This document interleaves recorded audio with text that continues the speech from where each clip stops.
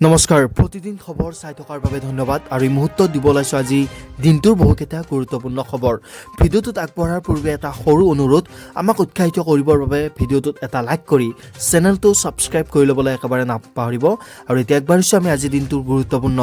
বাতৰিৰ মাজলৈ প্ৰথমে দিব ওলাইছো এটা অতিকৈ গুৰুত্বপূৰ্ণ খবৰ বাংলাদেশত হিন্দু নিৰ্যাতনৰ বিৰুদ্ধে অসমত অব্যাহত আছে প্ৰতিবাদ জাগিৰোডত বিশ্ব হিন্দু পৰিষদৰ উদ্যোগত প্ৰতিবাদী সমদল মহম্মদ ইউনুছৰ প্ৰতিকৃতিত চেণ্ডেলৰ মালা পিন্ধাই উলিওৱা হৈছে এই সমদল প্ৰতিবাদী সমদলত 5 শতাধিক লোকে অংশগ্ৰহণ কৰে আৰু বাংলাদেশত ধৰ্মীয় সংখ্যালঘুৰ ওপৰত নিৰ্যাতন বন্ধ কৰাৰ দাবী বাংলাদেশ হুঁচিয়াৰ মহম্মদ ইউনুছ গৌবেক আদি ধ্বনি দিছে প্ৰতিবাদকাৰীসকলে ভাৰত চৰকাৰক কঠোৰ ব্যৱস্থা লোৱাৰো দাবী উত্থাপন কৰিছে বিশ্ব হিন্দু পৰিষদকে ধৰি উক্ত কাৰ্যসূচীত থকা প্ৰতিবাদী লোকসকলে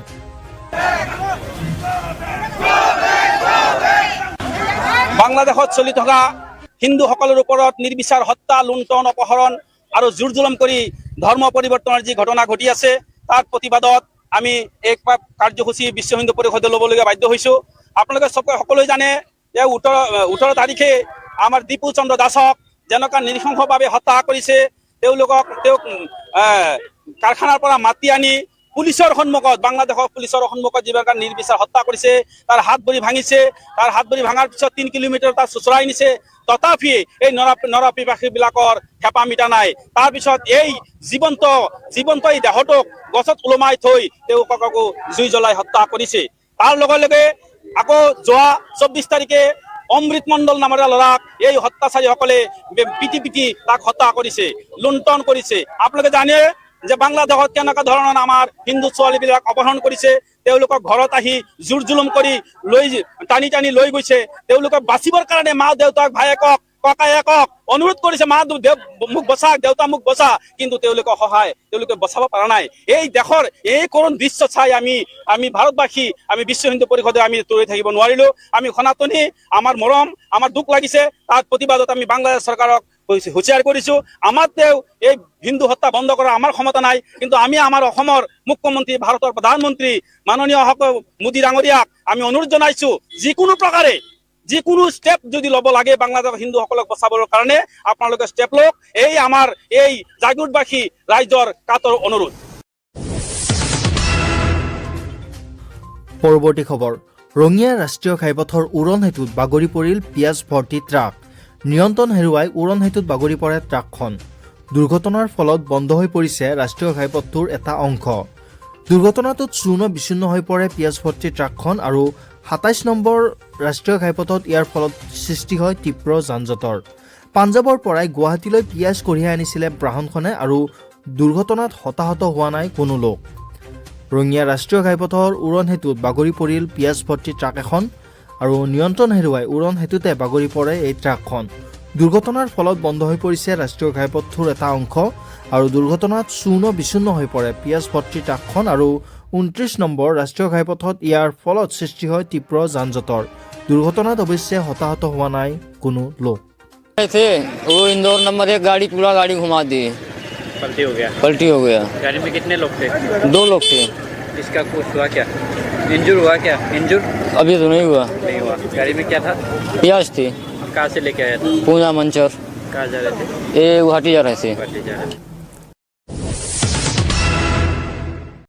আগবাঢ়িছো বাতৰিৰ পৰৱৰ্তী অংশৰ মাজলৈ জনজাতিকৰণৰ নামত মিথ্যাচাৰৰ আশ্ৰয় লৈছে বিজেপিয়ে ইচ্ছাকৃতভাৱে আলোচনাৰ নামত বিলম্ব কৰিছে বিষয়টো সংবাদমেলত এই মন্তব্য কৰিছে বিৰোধী দলপতি দেৱব্ৰত শইকীয়াই জনজাতিৰ বাবে প্ৰয়োজনীয় সকলো অধ্যয়ন কৰিছে চৰকাৰে কিন্তু চৰকাৰী আইনবোৰ হোৱা নাই বুলি কোৱাটো বোকাত মিছা ৰাজনৈতিক অৱজ্ঞাৰ বাবে 6 জনগোষ্ঠীৰ জনজাতিকৰণ হোৱা নাই অধিসূচনা আনি তাৎক্ষণিকভাৱে জনজাতিকৰণ কৰিব পাৰে ভাৰত চৰকাৰে জুৱেল উৰামে অনা বিলখনৰ জৰিয়তে কেন্দ্ৰই কৰিব পাৰে অধিসূচনা ৰাজ্যসভাত 2019 চনত জুৱেল উৰামে আনিছিল বিলখন এতিয়াৰ অসমৰ মুখ্যমন্ত্ৰী সেই সময়ৰ আছিল বিত্তমন্ত্ৰী আৰু তেতিয়াৰ বিত্তমন্ত্ৰীয়ে কৈছিল জনজাতিকৰণে ক্ষতি নকৰে কোনো জনগোষ্ঠীক এই মন্তব্য কৰিছে বিৰোধী দলপতি দেৱব্ৰত শইকীয়াই মুখ্যমন্ত্ৰী মহোদয় শেহতীয়াকৈ কৈছে মই প্ৰস্তাৱ দাখিল কৰিলোঁ জনজাতিকৰণ নিৰ্বাচনৰ আগতে নহয় যিহেতু বিভিন্ন যিসমূহ দল সংগঠন কোনেও নিৰ্বাচনৰ পূৰ্বে জনজাতিকৰণ বিচৰা নাই। মই অন্য দল সংগঠনৰ কথা নাজানো, কিন্তু মুখ্যমন্ত্ৰী মহোদয় আপোনালোকৰ হাতত থকা পুৰণা আৰ্কাইভছৰ ৰিলবিলাক চালে, ৰেকৰ্ডবিলাক চালে দেখিব, এই আমাৰ মুখ্যমন্ত্ৰী মহোদয়ে 2019 চন 21 চনৰ নিৰ্বাচনৰ পূৰ্বে জনজাতিকৰণ হৈ গ'ল বুলি অসমৰ ৰাইজক ঘোষণা কৰিছিল ৰাজহুৱাকৈ, যেতিয়া ৰাজ্যসভা আৰু লোকসভাত 2019 চনৰ ডিচেম্বৰ মাহত বিল উত্থাপন কৰা হৈছিল সেই সময়ত। আৰু তাৰ পৰৱৰ্তী আজি 19 চনৰ পৰা আমি 26 চন পালোহি, প্ৰায় 7 বছৰ বা 6 বছৰ সেই দিশত বিশেষ আগবঢ়া নহ'ল। সেই কথাখিনি মই ক'বলৈ বিচাৰিছোঁ, আৰু ইয়াক মই জনজাতিকৰণৰ নামত বিজেপিৰ মিথ্যাচাৰৰ স্বৰূপ এই আখ্যা দিব বিচাৰোঁ। মূল কথাটো হ'ল অসমৰ 6 জনগোষ্ঠীৰ ST মৰ্যাদাৰ দাবী সন্দৰ্ভত বিজেপিয়ে বহু বছৰ ধৰি লুকুৱাই ৰখা আৰু বিকৃত কৰা ইতিহাস স্পষ্টভাৱে মই আজি জনসাধাৰণৰ মুখত আপোনালোকৰ যোগেৰে দাঙি ধৰিব বিচাৰোঁ। এই বিষয়টো কোনো নতুন ৰাজনৈতিক দাবী নহয়, ই দীৰ্ঘদিনীয়া এক সাংবিধানিক ন্যায়ৰ প্ৰশ্ন। ইয়াত কংগ্ৰেছ চৰকাৰে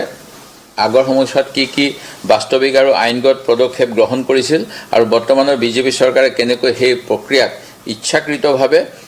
আলোচনাৰ নামত বিলম্বিত কৰি ৰাখিছে, তাৰ তুলনামূলক কথাখিনি মই ক'ব বিচাৰোঁ। ST মৰ্যাদা কেৱল এটা সামাজিক পৰিচয় নহয়, ই সংবিধানে প্ৰদান কৰা সংৰক্ষণ, সুৰক্ষা আৰু সুযোগৰ সৈতে জড়িত। এই মৰ্যাদা নোপোৱাৰ ফলত 6 জনগোষ্ঠীৰ বহু লোক শিক্ষা, চাকৰি আৰু উন্নয়নৰ আঁচনিৰ পৰা বঞ্চিত হৈ আহিছে। দীৰ্ঘদিনীয়া বিলম্বৰ ফলত এই জনগোষ্ঠীসমূহৰ মাজত হতাশা আৰু শাসন ব্যৱস্থাৰ প্ৰতিও অনাস্থাৰ এটা সৃষ্টি হোৱা পৰিৱেশ গঢ় লৈ উঠিছে। 1950 চনত যেতিয়া সংবিধান গৃহীত হোৱাৰ পিছত জনজাতিকৰণৰ ব্যৱস্থা কৰা হৈছিল, সেই সময়ত জনজাতিকৰণৰ ব্যৱস্থাটো 10 বছৰৰ কাৰণে হ'ব লাগে বুলি কোৱা হৈছিল, আৰু কোৱা হৈছিল যে যিসকল জাতি জনগোষ্ঠীক জনজাতিকৰণ বা অনুসূচিতকৰণ কৰা হ'ব, তেখেতসকলৰ আৰ্থ সামাজিক পৰ্যালোচনা কৰা হ'ব, আৰু সেই পৰ্যালোচনাৰ ভিত্তিত তেখেতসকলে জনজাতি হৈ থাকিব লাগে নে জনজাতিকৰণৰ পৰা উন্নীত কৰিব লাগে, তেখেতসকলক নতুন কাৰোবাক জনজাতিকৰণ কৰিব লাগে নেকি, এই কথাবিলাক সংবিধানত স্পষ্টভাৱে উল্লেখ আছে। কিন্তু বিভিন্ন কাৰণবশত জনজাতি যিসকলক 1950 চনত কৰা হ'ল বা তাৰ পৰৱৰ্তী সময়ত কৰা হ'ল, তেখেতসকলক কোনো এটা জনগোষ্ঠীকে এতিয়ালৈকে সেই জনজাতিৰ মৰ্যাদাৰ পৰা আঁতৰাই দিয়া হোৱা নাই, আৰু এই ক্ষেত্ৰত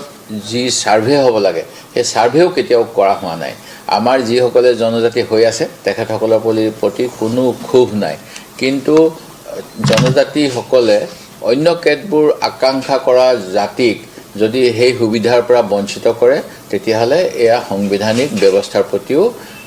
অৱমাননা কৰা হয়। সেই গতিকে এই বিষয়টো যথেষ্ট গুৰুত্বপূৰ্ণ, আৰু বিজেপি দলে এই ক্ষেত্ৰত যি হুহুকা পিছলা কৰি আছে। পৰৱৰ্তী খবৰ, MGN ৰেগাৰ নাম সলনিক লৈ বঙাইগাঁৱত কংগ্ৰেছৰ প্ৰতিবাদ। জিলা কংগ্ৰেছ বিদ্যাপুৰ ব্লক কংগ্ৰেছৰ নাম বিলুপ্তিকৰণৰ বিৰোধিতা। বিদ্যাপুৰ খণ্ড উন্নয়ন কাৰ্যালয়ৰ সন্মুখতে প্ৰতিবাদী কাৰ্যসূচী ৰূপায়ণ কৰিছে কংগ্ৰেছে। মহাত্মা গান্ধীৰ ফটো লৈ প্ৰতিবাদ সাব্যস্ত কৰে কংগ্ৰেছৰ নেতা কৰ্মীসকলে। প্ৰতিবাদত অংশগ্ৰহণ কৰে বিধায়ক আব্দুল ৱাটিন খণ্ডকাৰে। জাতিৰ পিতাক বিজেপি চৰকাৰে অৱজ্ঞা কৰাৰ অভিযোগ প্ৰতিবাদকাৰীৰ। MGN ৰেগাৰ পৰিৱৰ্তে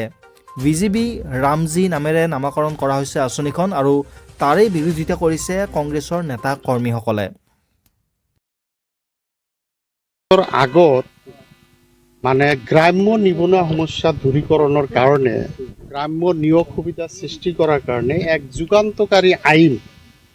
UPS চৰকাৰ আনিছিলে, মনমোহন সিং নেতৃত্বাধীন চৰকাৰখনে আনিছিলে, আৰু সেই আমাৰ সোনিয়া গান্ধী ডাঙৰীয়াৰ পৰামৰ্শ মতে বা অনুৰোধ মৰ্মে এই আইনখন মানে আমাৰ অনা হৈছিলে, আৰু মানে সংসদত পাছ হৈ পেলাই আইনটো ৰূপান্তৰ হোৱাৰ ফলত গ্ৰাম্য যিটো নিয়োগ মানে নিবনুৱা সমস্যা সেয়া সমাধান ক্ষেত্ৰত ইয়াক মানে উল্লেখযোগ্য ভূমিকা পালন কৰি আহিছে। আগত কি আছিলে যে গাঁৱত মানুহ কাম বন নাপাই পেলাই চহৰমুখী হৈছিল, এই প্ৰব্ৰজনটো ৰোধ কৰাও এই আইনখনৰ এটা মানে উদ্দেশ্য আছিল। 26ৰ বিধানসভা নিৰ্বাচনক লৈ তৎপৰ হৈ পৰিছে শাসকীয় বিজেপি। আজিৰে পৰা দুদিনীয়াকৈ বিজেপিৰ কাৰ্যনিৰ্বাহক বৈঠক। সভাপতি দিলীপ শইকীয়াৰ নেতৃত্বত প্ৰথমখন কাৰ্যনিৰ্বাহক। কাৰ্যনিৰ্বাহকত আগন্তুক নিৰ্বাচনৰ ৰণনীতি প্ৰস্তুত কৰিব দলটোৱে ২৬ নিৰ্বাচনৰ টিকট সন্দৰ্ভতো বৈঠকত আলোচনা কৰা হ'ব আৰু কাৰ্যনিৰ্বাহকত উপস্থিত ৰাষ্ট্ৰীয় কাৰ্যকৰী সভাপতি নীতিন নবীন। উল্লেখযোগ্য যে ৯০০ৰো অধিক প্ৰতিনিধিয়ে কাৰ্যনিৰ্বাহকত কৰিছে অংশগ্ৰহণ। শ্ৰীমন্ত শংকৰদেৱ কলাক্ষেত্ৰত অনুষ্ঠিত কাৰ্যনিৰ্বাহক বৈঠকত কাৰ্যনিৰ্বাহকৰ পাছতে হ'ব ৰাজ্যিক কৰ্ণধাৰ সমিতিৰ বৈঠক। ২৬ৰ বিধানসভা নিৰ্বাচনক লৈ এনেদৰে যথেষ্ট তৎপৰ দেখিবলৈ পোৱা গৈছে শাসকীয় বিজেপিৰ দলটোৰ আৰু দুদিনীয়াকৈ অনুষ্ঠিত হৈছে বিজেপিৰ কাৰ্যনিৰ্বাহকৰ বৈঠক। সভাপতি দিলীপ শইকীয়াৰ নেতৃত্বতে প্ৰথমখন কাৰ্যনিৰ্বাহক অনুষ্ঠিত হ'ব আৰু এই কাৰ্যনিৰ্বাহকৰ পাছতে আগন্তুক ২৬ৰ বিধানসভা নিৰ্বাচনৰ ৰণনীতি প্ৰস্তুত কৰিব দলটোৱে। উল্লেখযোগ্য যে ২৬ৰ নিৰ্বাচনৰ টিকট সন্দৰ্ভতো এই বৈঠকতেই বহুখিনি আলোচনা কৰা হ'ব আৰু কাৰ্যনিৰ্বাহকত উপস্থিত দেখা গ'ল ৰাষ্ট্ৰীয় কাৰ্যকৰী সভাপতি নীতিন নবীন ডাঙৰীয়া। ৯০০ৰো অধিক প্ৰতিনিধিয়ে কাৰ্যনিৰ্বাহকত অংশগ্ৰহণ কৰা দেখিবলৈ পোৱা গৈছে। শ্ৰীমন্ত শংকৰদেৱ কলাক্ষেত্ৰত অনুষ্ঠিত এই কাৰ্যনিৰ্বাহকৰ প্ৰথমখন বৈঠক। কাৰ্যনিৰ্বাহকৰ পাছতেই অনুষ্ঠিত হ'ব ৰাজ্যিক কৰ্ণধাৰ সমিতিৰ বৈঠক।